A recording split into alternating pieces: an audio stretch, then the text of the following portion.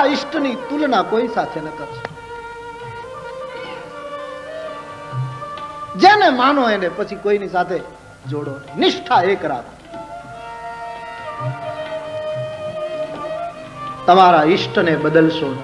મેં એમ સાંભળ્યું છે પરદેશમાં અમુક માણસો એવી પ્રવૃત્તિ કરે છે કે એમ કહે તમારા ઘરમાં રામકૃષ્ણના ફોટા ન રખાય. બીમાર માણસો કઈ હોસ્પિટલમાં દાખલ કરવા લોકોને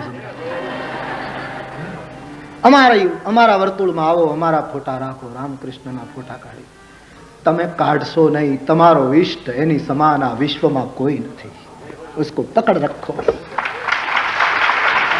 આવી પ્રવૃત્તિ કરે છે. તમારા સદગુરુને બદલશો નહીં, તમારા ઈષ્ટને બદલશો નહીં, તમારી માળાને બદલશો નહીં, તમારા મંત્રને બદલશો નહીં.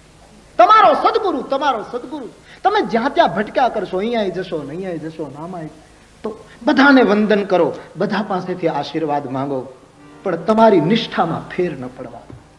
સાચો સદગુરુ હશે એને ખ્યાલ આવશે કે આની નિષ્ઠામાં ફેર પડ્યો તો એનો ભાવ પામવામાં તમે નિષ્ફળ જવા માંડશો.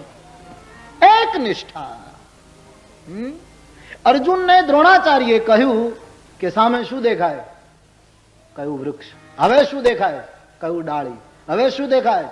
કે ડાળીની તીરખી. હવે શું દેખાય?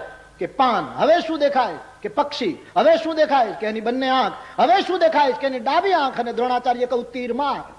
તીર માર્યું, નિશાન લે લિયા.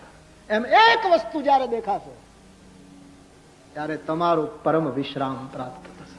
मैं देखता हूं लोग इधर इधर इधर इधर बेचारे डोल रहे हैं, कभी यहां कभी सब जगह दिखाई देता है. इष्ट निष्ठा सदगुरु में एक રાખો. કોઈ તમને એમ કહે કે તમે રામકૃષ્ણના ફોટા કાઢી નાખો, એને પ્રશ્ન પૂછવો જોઈએ જાગૃત સમાજે. હા, અને એમ કઈ ફોટા કાઢી નાખે નીકળી જવાનું? છાતીમાં બેસી ગયો અને કોણ કાઢી નાખવાનું?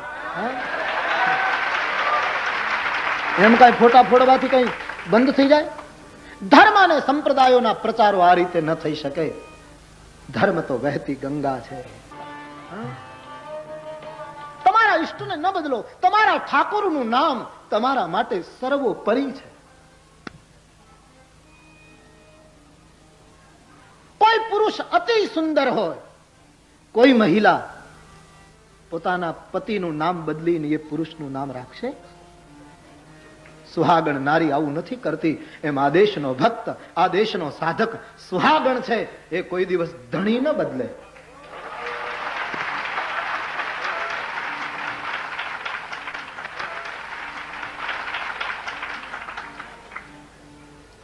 નિષ્ઠા ન બદલો. નિષ્ઠા બદલી તો તમે શ્રેષ્ઠ નહીં થઈ શકો, તમે મહાન નહીં થઈ શકો. કોઈ એવું કહે કે આ ફોટા કાઢી નાખો, હવે અમારો તમે પંથ સ્વીકાર્યો, અમારી કંઠી સ્વીકારી, અમારો હવે પેલું સ્વીકાર્યું, તો એવું નહીં. તમારી વસ્તુ પકડી રાખજો.